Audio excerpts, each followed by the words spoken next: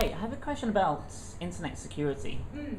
Usually when the politicians and the press talk about it, their obsession is with paedophile rings and Islamic terrorism. Totally. And what seems to me to be the big worry, and the day-to-day worry, is internet fraud, Yeah. which seems to be a big thing. What is the private sector doing about that?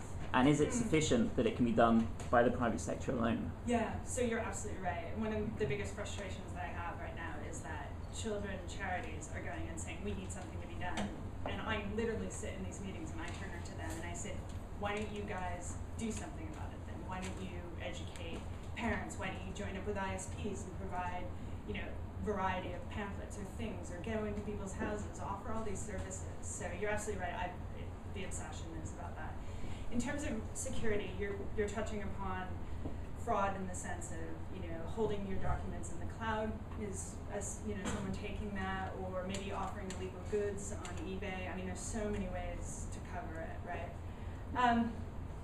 What's been battered around in the UK is providing or coming up with an idea of having a kite mark for top-level privacy and security.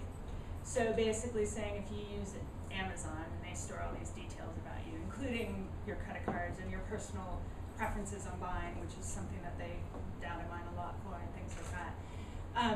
How do you know that there's a trusted authority, except for the fact that everybody uses them? But the idea is that maybe there should be some sort of all the other businesses approve how they do security, so we're going to give them a kite mark, not the government, not a not-for-profit, but sort of an industry approach to best practices on that.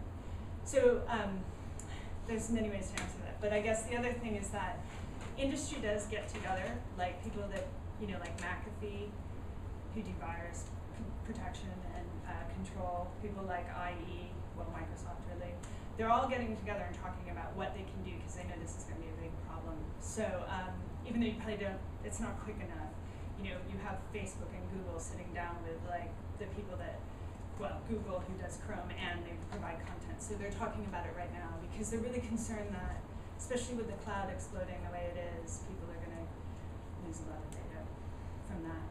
Never mind the government chucking CDs across the street or something. That's a whole other issue. But